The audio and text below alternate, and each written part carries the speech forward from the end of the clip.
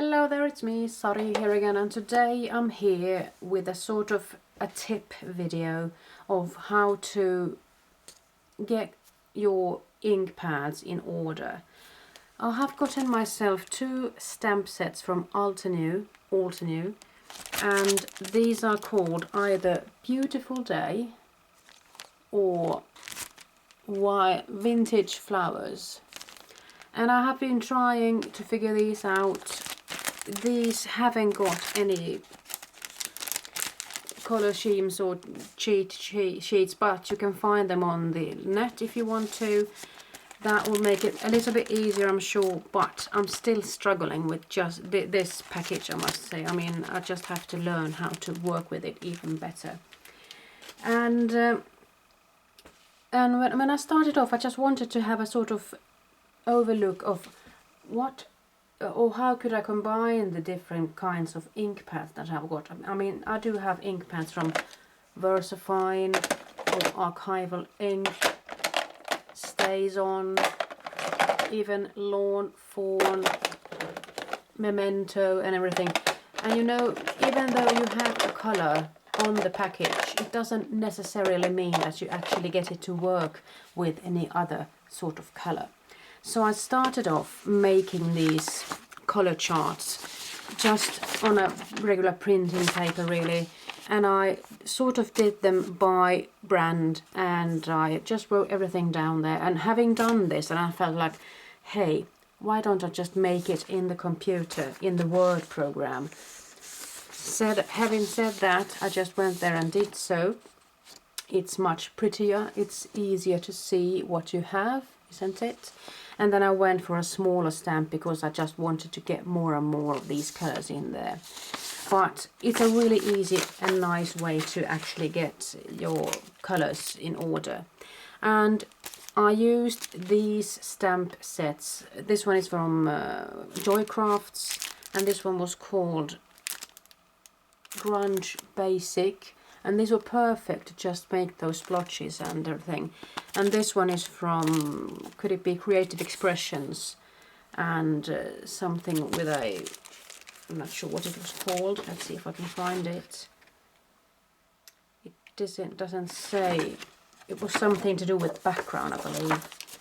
So that was a really nice stamp set, I must say. And the thing is that when you see the picture like this, you're thinking that, oh, those are nice, and then you turn it over, they are bigger. So that's a really nice bonus, I must say. So these are really nice. And if you are really sort of looking out to make things easier, I do want to recommend you clear stamps. It's easy to see where you put them. But having said that,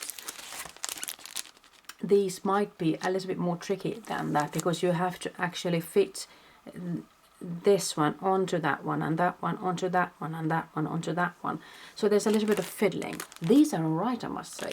But these are giving me a hard time, I'm afraid to say. But I'm not going to give up. I'm not going to give up. Continuing with this method here. I also made a chart for the Priva Marketing Chalk Edger inks. And I have used a small Grunge Basic stamp from Joycrafts just to put on the side there, because I found that the pictures on the net didn't really correlate to the actual color. Some of these colors are a bit more paler than the regular bit here.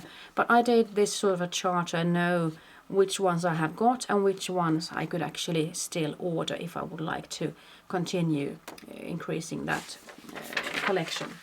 And having come thus far, I just felt like, hey, why not print these pieces of these charts on a little bit thicker, luxurious paper. So this is a color copy paper, or perhaps a 4cc paper. These are meant to be used with a sort of a laser printer.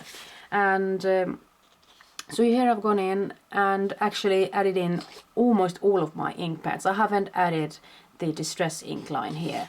I don't know why, but then I would have too many pages, I believe. So it's a really nice way to actually see that, okay, I've got these colors. If I want to have something else, which I have marked here with the yellow ones, I know that these are coming in a week or so. And I still have the possibility of actually making these come to life, and having completed these, I might actually laminate them, or perhaps I'll even do them over once more, because I might have too many of these. But just look at the wonderful array of these yellow, orange hues. I think this is the most of colors that I've got. Well, the blues are rather nice, close up there as well. And let's see, beforehand I used to have these ink pads sorted by brand. So let's say I did have all the archival inks in one, and it was easy for me to just take those out. But since I am thinking of these color scheme, stamping layer upon layer, thinking it might be better to just for now have them sorted color wise. So this is where I'm at right now. So just to give a heads up on how to succeed with the stamping, I must say that you might succeed using a regular acrylic block, but using a Misti is really a clever way to go about it, I must say. So I don't only have just one, I actually have two Mistis. So in this case, I've put all of the 4 stamps on here, and I put them in the same place so I can actually just do a little bit of quick stamping if I want to make a couple of these, this sort of kind of cards. In this case I've used some grey hues, and I just wanted to give that a go just to see where it's at. But you can see that it's a really nice, realistic looking flower there. I actually did a couple of more. I did them with those yellow hues as well, and in this case I've actually used the leaves just to have a go and see how they look and work. But I wanted to give those sort of splotchy stamps and everything, I wanted to give them a go, and just to create a sort of abstract leafy thing. So I just have had myself some fun there, and I'm thinking that if I had put that one there, it would have been nice, wouldn't it? So it's a really nice way to go about these stamps, combine them with other. And then I borrowed a couple of stamps from a friend of mine, and I had some real fun using the Versacolor ink pads with these. And there's another color combination there, and there's a little bit of gold shimmer there. I'm hoping you can see it there. It's a really nice effect actually. And well, I did try out these leaves, and as you can see, it's not always easy to just get them right. So just have to figure it out, do a bit of trial and error stamping, and then just go for it when you have everything set in one place. And this is the set that I was talking about, that I'm struggling with. It's the vintage flowers. I mean, I must have stamped this flower at least 20 times, and I might have succeeded with these two, and I haven't even gone in with the background color, or have I? Perhaps I have.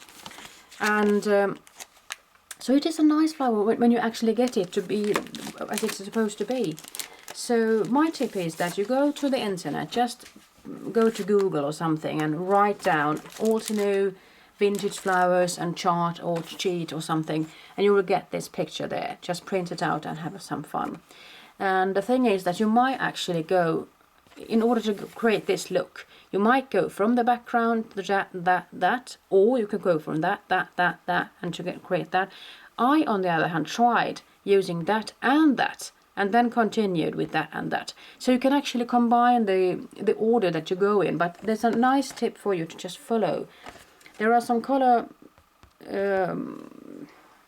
guidelines there that you could go for.